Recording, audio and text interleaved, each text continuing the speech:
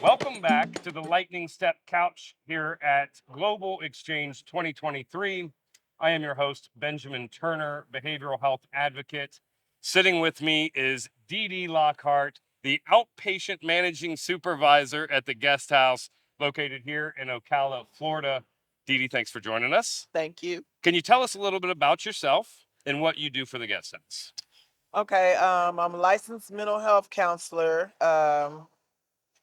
I have two master's degrees, one in alcohol and substance abuse and one in mental health counseling.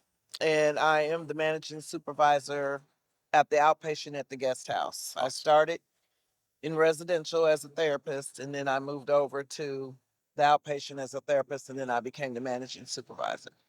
How'd you get into behavioral health?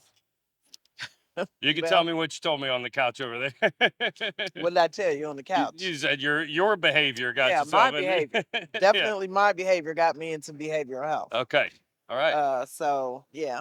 Uh Struggled with addiction in the past and finally got myself together and uh the path led me here. Okay. I got into school and I just kept going until I found my niche Why'd you want to help people? because people helped me. Awesome. Awesome.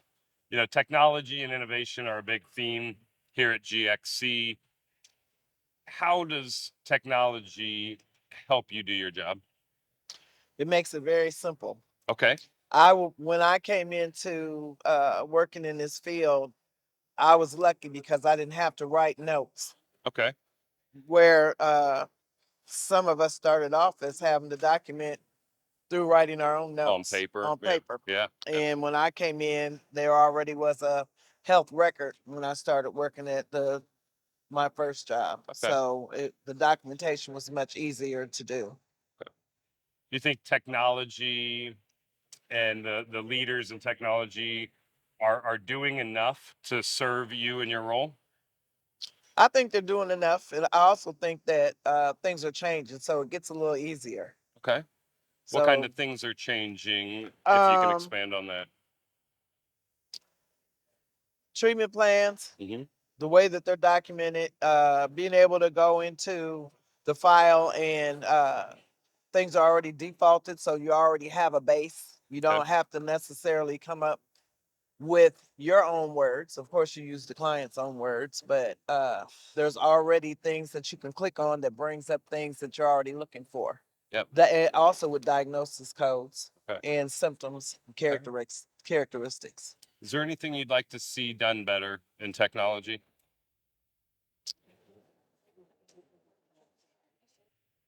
When you're in your day to day, are there things that you wish? Why aren't they doing this? I struggle with losing information Okay. when I'm documenting and I walk off and a lot of times there's a certain amount of time before the file goes. Hmm. You got to bring it back up or you got to log back in. Okay. And sometimes you lose that information. Yeah. So if you don't update, then the information's lost and you have to start all over Yeah. again. Do you believe that the leaders in technology are listening to your needs? Do you think that they are receptive to what you want? I think they're receptive because that's how they make money. Yeah, absolutely. They need to be. So the more receptive they are to the population that they serve Hmm. and the more user friendly it is, then the more people migrate toward those type of Yeah. databases and programming. Okay. So What struggles do people seeking recovery face? What do you see the primary issue is with folks that are looking for recovery, or they're afflicted with addiction? What's holding them back from getting care? uh, money, Okay. insurance, uh, boundaries with family members, uh, not having the care at their disposal. Okay. So you have populations of people who cannot get the care because they either don't have the money or the beds that are available to them are full. Absolutely. So there's a waiting list. And then Okay. plus then on the flip side, you have people who have family members that play an integral part in their addiction. unable to set boundaries, codependency, uh, relationships, trauma. Okay. Trauma is a big part. Are fellow treatment centers maybe competitors? Unfortunately, they shouldn't be competitors, but competing treatment centers, do you think they're talking to each other enough when you've got a full bed board, you got no room? Are we doing enough to refer them to the right place? Could conversations be better about making sure if your beds are full, that you're getting them to somewhere else? I think conversations can always be better when we're working together. Yeah. I think that's very important. Yeah. Okay. So I think it's important for people to stay in touch, for people to visit treatment centers, for people to have knowledge of other people's treatment centers so that if one can't service someone, then there's always someone that can roll right off the top of their head that you can refer them to. Alumni care. Yeah. How important is that? Alumni? Yeah. It's very important. Mhm. We have an alumni at the guest house Yeah. where we have two people who work on staying in touch with alumni, reaching out to them, calling them, making sure that they have the help they need, being able to resource for them and refer them. Sometimes when you reach out to people through the alumni, we don't know that they're in need of help. We contact them. Sometimes they can come back into care just by somebody reaching out. Yeah. Did you have that support when you were going through your process? When I was going through my process, it was a little different. It was 20 some years ago. There was a lot of care out there that was state and federally funded. So there were beds out there for people who couldn't afford them. The flip side of that is that the trauma wasn't addressed. It was just addiction. The addiction, 12 steps, what you need to do to stay clean and sober, but not looking at what was behind the reason why I was using. Yeah. So the trauma plays the most part, probably Sure does. 80 or 85% Yeah. of why we go out and use. Yeah, and I think we're doing a better job of addressing those, but I'm sure we've got a lot of room to go to really incorporate all of that. Yeah. Yeah. What are you most excited about in behavioral health? What's happening? What do you see moving forward? Does anything excite you?